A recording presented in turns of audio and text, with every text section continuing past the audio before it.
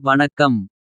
சிம்மம் ராசி சிம்மம் லக்னம் பெண்களுக்கும் ஆண்களுக்கும் அங்காரகன் பூமிகாரகன் இரத்தகாரகன் மங்களகாரகன் என்று அழைக்கப்படுகின்ற செவ்வாயின் பெயர்ச்சி நிகழ்வுகாலகட்டத்தின் பலாபலன்களை பார்ப்போம். விருச்சிகத்திற்கும் மேஷத்திற்கும் அதிபதியாக இருக்கக்கூடியவர் செவ்வாய் பகவான். நவகிரகங்களின் தளபதியாக சேனாதிபதியாக அதிகாரத்திற்கு அதிபதியாக இருக்கக்கூடியவர் செவ்வாய் பகவான். செவ்வாய் பகவான் சுமார் 45 நாட்களுக்கு ஒருமுறை தன்னுடைய சஞ்சார வீட்டை மாற்றுகிறார். இதுவரையில் விருச்சிகத்தில் தன்னுடைய சொந்த வீட்டில் அமர்ந்தவாறு பலாபலன்களை கொடுத்து வந்த செவ்வாய் பகவான் 27ஆம் தேதி டிசம்பர் 2023 இரவு 12 மணி முதல் பிப்ரவரி 5 2024 வரை கிட்டத்தட்ட 41 நாட்கள் வலுவாக தனது நட்பு கிரகமான பெருங்கொண்ட முழுமையான சுபரான குருபகவானின் ஆட்சி வீட்டில் தனுசுமனையில் அமரவிருக்கிறார். இந்த செவ்வாயின் மனை மாற்றத்தின் போது மற்ற கிரகங்களுடைய சஞ்சார நிலைகளை பார்த்தால் பிரபஞ்ச காலபுருஷதத்துவத்தில் மேஷத்தில் குரு, ரிஷபத்தில் சந்திரன், கன்னிராசியில் கேது, விருச்சிகமனையில் புதன் சுக்கிரன், தனுசுமனையில் செவ்வாய், லாபஸ்தானமான கும்பமனையில் சனியும், மீனம் ராசியில் விரயத்தில் ராகுவும் பயணிக்கவிருக்கிறார்கள். இப்படிப்பட்ட நவகிரகங்களின் சஞ்சார நிலையால் உங்களுடைய வாழ்வில் எப்படிப்பட்ட இறக்க ஏற்றங்கள் ஏற்பட போகிறது என்பதை பற்றி தெள்ளத்தெளிவாக துல்லியமாக ஆராய்ந்து பார்க்கலாம் வாருங்கள். சிம்மம் ராசிக்காரர்களுக்கு செவ்வாய் பகவான் உங்களுடைய ராசிக்கு 5ஆம் இடமான பஞ்சமபூர்வ புண்ணியஸ்தானத்திற்குள் நுழைகிறார். செவ்வாயின் பார்வையில் சிம்மம் ராசி நட்பு ராசியாக கருதப்படுகிறது. ராசியின் அதிபதி நட்பு கிரகமாக பார்க்கப்படுகிறார். எனவே இந்த தருணத்தில் செவ்வாய் பகவான் மிக வலிமையாக 5ஆம் இடமாகிய பஞ்சமபூர்வ புண்ணியஸ்தானத்தில் நுழைவதால் மிகப்பெரிய அளவில் அதிர்ஷ்ட நன்மைகள் நிறைந்து கிடைக்கப் போகிறது. உங்களுடைய ராசிக்கு 4 மற்றும் 9ஆம் இடத்தின் அதிபதியாக இருக்கக்கூடிய செவ்வாய் பகவான் மிகவலுவாக பூர்வ புண்ணியஸ்தானத்திற்கு வருவது பல்வேறு விதமான நன்மையும் அதிர்ஷ்டமும் யோகமும் நிறைந்து கொடுக்கக்கூடிய ஒரு அமைப்பாக சிம்மம் ராசிக்காரர்களுக்கு அமைகிறது என்பதை செவ்வாய் பகவான் தெளிவாக உறுதி செய்கிறார். இந்த பிரபஞ்சம் உங்களுக்கு கொடுக்கவிருப்பதை எவராலும் மாற்ற முடியாது என்பது நிதர்சனம். தன்னுடைய சொந்த வீட்டிலிருக்கும் போது பெற்றிருந்த ஆட்சிபலத்தை இழந்த செவ்வாய் பகவான் தனது நட்புகிரகமான குருவின் ஆட்சி வீடான தனுசுராசியில் 27ஆம் தேதி டிசம்பர் மாதம் முதல் வலுவாக சஞ்சரிக்கப் போகிறார். செவ்வாய் பகவான் தனுசுராசிக்கு வருவது நல்லதொரு மாற்றத்தை ஏற்படுத்தி கொடுக்கக்கூடிய ஒரு நிலையாக அமைகிறது. ஏனென்றால் இந்த காலகட்டத்தில் செவ்வாய் குரு பரிவர்த்தன யோகம் உருவாகிறது. மேஷம் ராசியில் குரு அமர்ந்து கொண்டு தன்னுடைய 9ஆம் பார்வையால் தனுசுமனையில் இருக்கக்கூடிய செவ்வாய் பகவானை பார்க்கிறார். ஜனவரி 17ஆம் தேதி வரை செவ்வாய் பகவான் சூரிய பகவானுடன் கூட்டு சேர்ந்து சஞ்சாரம் செய்கிறார். சூரிய மங்களயோகம் உண்டாகிறது.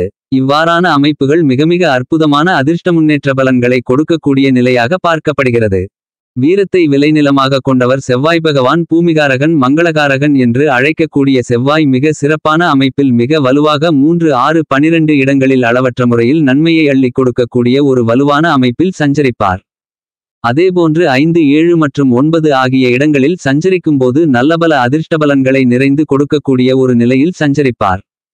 ஆனால் ஜென்மத்திலோ அஷ்டமத்திலோ அமரும்போது அவ்வளவு நன்மை வாய்ந்த ஒரு அமைப்பாக பார்க்க முடியாது. அதேபோன்றுதான் 2ஆம் இடமாகிய குடும்பஸ்தானத்திலும் விரயஸ்தானத்திலும் சில சிக்கல்கள் இருக்கும். தற்போது செவ்வாய் பகவான் தனது நட்புகிரகமாக இருக்கக்கூடிய குருவின் ஆட்சி வீடான தனுசுராசிக்குள் நுழைவதால் இந்த தருணத்தில் பிரபஞ்சம் கொடுப்பதை யாராலும் தடுக்க முடியாது. பூமிகாரகன் மங்களகாரகனாக இருக்கக்கூடிய செவ்வாய் பகவான் மிக வலுவாக இந்த காலகட்டத்தில் பல்வேறு விதமான மங்களகரமான நிகழ்வுகளையும் அதுமட்டுமல்லாது நீங்கள் நினைக்கக்கூடிய புதிய அசையும் அசையா சொத்துக்களை வாங்குவதற்கான யோகத்தையும் கொடுக்கப் போகிறார். பல்வேறு விதமான கடன் சார்ந்த தொல்லைகள் உள்ளிட்ட பல பிரச்சனைகளுக்கு நல்லதொரு மாற்றத்தை ஏற்படுத்தி தரப்போகிறார். ஏனென்றால் பூமிக்கு மிக அருகாமையில் இருக்கக்கூடிய கிரகமாக இருப்பவர் செவ்வாய்தான். வேகத்தை அதீதமாக வழிநடத்தக்கூடிய அபாரமான ஆற்றல் வீரம் கொண்டவராக இருக்கிறார். குழப்பமான மனநிலையை தெளிவுக்கு கொண்டு வந்து ஒரு செயலை நேர்த்தியாக செய்வதற்கான மனதைரியத்தையும் வீரத்தையும் விவேகத்தையும் கொடுப்பவர் செவ்வாய் பகவான். அதிலும் குறிப்பாக தற்போது அவருடைய நட்பு கிரகமான குருவின் ஆட்சி வீடான தனுசுராசியில் அமர்வதால் இந்த தருணத்தில் நீங்கள் எதிர்பார்க்கக்கூடிய நல்ல வாய்ப்புகள் நிறைந்து கிடைக்கும். புதிதாக நிலம் வீடு வாகனம் வாங்குவதற்கான யோகம் நிறைந்த ஒரு காலகட்டமாக பார்க்கப்படுகிறது.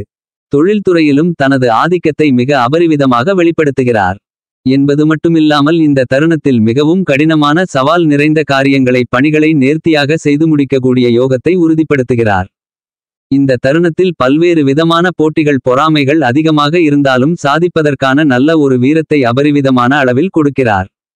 அதிலும் குறிப்பாக விளையாட்டுத்துறை மருத்துவத்துறை பாதுகாப்புத்துறை என அனைத்திலும் நல்லதொரு மாற்றத்தை அள்ளி கொடுக்கக்கூடிய வலிமையான நிலையில் சஞ்சரிக்கிறார். அதுமட்டுமல்லாமல் செவ்வாய் தனித்து இருப்பதை விட மற்றொரு கிரகத்துடன் சேரும்போது பல்வேறு விதமான யோகங்களை வாரி வழங்குவார். ஆனால் குறிப்பாக செவ்வாய் பகவான் சனி பகவானுடன் இணைந்திருக்கும் போது அவ்வளவு நன்மை கிடைக்க இயலாத ஒரு அமைப்பாக கருதப்படுகிறது. ஏனென்றால் செவ்வாய்க்கு சனி பகவான் சமகிரகமாக பார்க்கப்பட்டாலும் சனியின் பார்வையில் செவ்வாய் பகைகிரகமாக பார்க்கப்படுவதால் செவ்வாய் பகவான் சனி பகவானுடன் இணையும் போது அவ்வளவு சிறந்த நன்மை கிடைக்காது.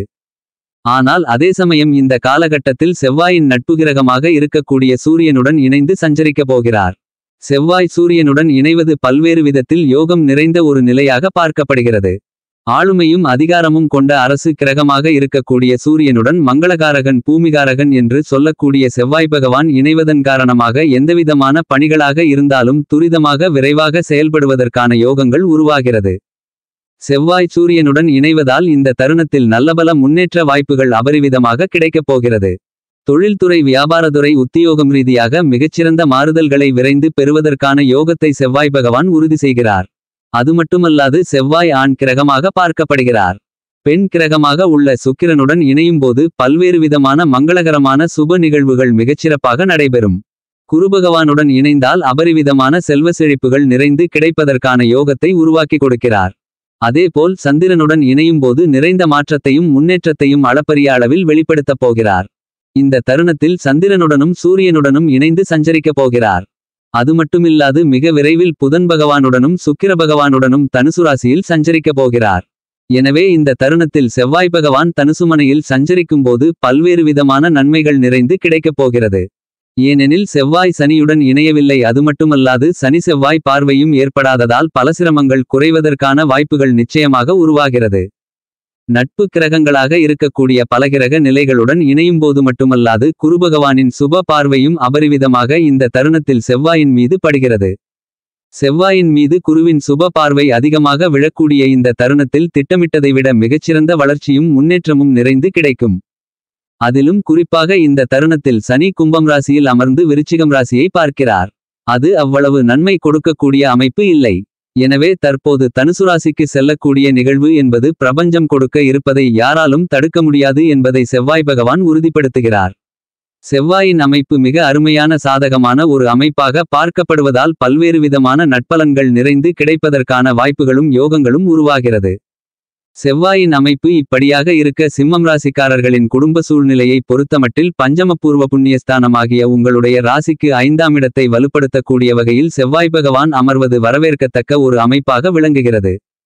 உங்களுடைய சுகாதிபதியும் பாக்கியாதிபதியுமாக இருக்கக்கூடிய செவ்வாய் பகவான் பஞ்சமபூர்வ புண்ணியஸ்தானத்தில் அமர்வதால் குடும்பம் ரீதியாக சந்திக்கக்கூடிய பல சங்கடங்கள் சிக்கல்கள் விலகுகிறது. திட்டமிட்டபடி அனைத்து விதமான சுப நிகழ்வுகளையும் சிறப்பாக செய்து முடிக்கலாம். குடும்ப ரீதியாக சந்தித்து வரக்கூடிய பூர்வீக சொத்துக்கள் ரீதியாக இருந்து வந்த பல பிரச்சனைகளுக்கு சுமூகமாக தீர்வு கிடைக்கும். நீங்கள் நினைத்த காரியங்களை நினைத்தபடியே தைரியமாக செய்து முடிப்பதற்கான யோகத்தை பூர்வ புண்ணியஸ்தானத்தை வலுப்படுத்தக்கூடிய செவ்வாய் பகவான் உறுதி செய்கிறார். அது மட்டுமல்லாது செவ்வாயினுடைய பார்வை இந்த தருணத்தில் உங்களுடைய ராசிக்கு 8 11 12 ஆகிய இடங்களில் மிக அபரிவிதமாக கிடைக்கிறது. 4ஆம் பார்வையாக 8ஆம் இடமான அஷ்டமஸ்தானத்தை பார்க்கிறார். எனவே அஷ்டம பாதிப்புகள் அனைத்தும் விலகுகிறது. சுகம்ஸ்தான பார்வையாக அஷ்டமஸ்தானத்தை பார்ப்பதால் தடையை சந்தித்து வந்த பல தோஷங்கள் விலகுவதால் நீங்கள் எதிர்பார்க்கக்கூடிய நல்ல முன்னேற்ற வாய்ப்புகளை நிச்சயமாக உருவாக்கி கொடுப்பார். பூர்வ புண்ணியஸ்தானத்தில் வீற்றிருக்கக்கூடிய செவ்வாய் பகவான் என்பது சிம்மம் ராசிக்காரர்களுக்கு வரவேற்கத்தக்க ஒரு அமைப்பாக கருதப்படுகிறது. அதைவிட சப்தம பார்வையால் லாபஸ்தானத்தை வலுப்படுத்துகிறார். 7ஆம் பார்வையாக 11ஆம் இடத்தை பார்க்கக்கூடிய செவ்வாயின் அமைப்பு காரணமாக நிச்சயமாக புதிதாக பொன் பொருள் நிலம் வீடு வண்டி வாகனம் ஆடை ஆபரணம் போன்ற அசையும் அசையா சொத்துக்கள் சேர்க்கை கிடைப்பதற்கான அதிர்ஷ்டயோகம் நிறைந்த ஒரு இனிமையான தருணமாக அமைகிறது என்பதை தெளிவாகவும் துல்லியமாகவும் செவ்வாய் பகவான் உறுதிப்படுத்துகிறார். இந்த தருணத்தில் உத்தியோகம் தொழில் வியாபாரம் என எந்தவிதமான பணியை கையில் எடுத்தாலும் அவைகள் லாபம் நிறைந்தவைகளாக அமையப்போகிறது என்பதை தெளிவாகவும் துல்லியமாகவும் உறுதிப்படுத்துகிறார். அது மட்டுமில்லாமல் அஷ்டம பார்வையால் 12ஆம் இடமான விரயஸ்தானத்தை பார்க்கிறார். விரயம் அதிகரித்தாலும் அது சுபச்செலவுகளாக மாறுகிறது. நிம்மதி கிடைக்கக்கூடிய வாய்ப்பு உருவாகிறது என்பதை செவ்வாய் தெளிவாக உறுதிப்படுத்துகிறார். சில விஷயங்களில் அலைச்சல் அதிகரித்தாலும் அதற்கான ஆதாயம் நிச்சயமாக கிடைக்கப் போகிறது. மேலும் இந்த செவ்வாய் பெயர்ச்சி காலகட்டத்தை சாதகமாக மாற்றிக்கொள்ள நிச்சயமாக சிம்மம் ராசிக்காரர்கள் வாரத்தில் செவ்வாய்க்கிழமை விரதமிருந்து அருகாமையில் இருக்கக்கூடிய முருகன் கோவிலுக்கு சென்று 2 நெய் தீப விளக்கு போட்டு வழிபாடு செய்யுங்கள். நிறைந்த நன்மையும் முன்னேற்றமும் உங்களுடைய வாழ்வில் இனிதாக கிடைக்கும். தயவு செய்து நமது சேனலை சப்ஸ்கிரைப் செய்து பெல் பட்டனை அழுத்தி ஆல் என்ற ஆப்ஷனை கிளிக் செய்யவும். வீடியோ பிடித்திருந்தால் வீடியோவை கமெண்ட் லைக் செய்யவும். உங்களுடைய உற்றார் உறவினர்களுக்கும் நண்பர்களுக்கும் ஷேர் செய்யவும். மேலும் நமது சேனலில் 2023ஆம் ஆண்டு ராகுகேது பெயர்ச்சி பலன்கள், சனிப்பெயர்ச்சி பலன்கள், குருபெயர்ச்சி பலன்கள், புத்தாண்டு பலன்கள் மற்றும் மாத பலன்கள், குருபெயர்ச்சி காதல் பலன்கள், புதுவருட காதல் பலன்கள், மாத காதல் பலன்களுக்கான வீடியோக்கள் பதிவு செய்துள்ளேன். அவைகளையும் ஒரு எட்டு பாருங்கள், பயன்பெறுங்கள். மேலும் நமது சேனலில் உள்ள ஜாயின் என்ற பட்டனை அழுத்தி நமது சேனலில் உறுப்பினராகிக் கொள்ளுங்கள்.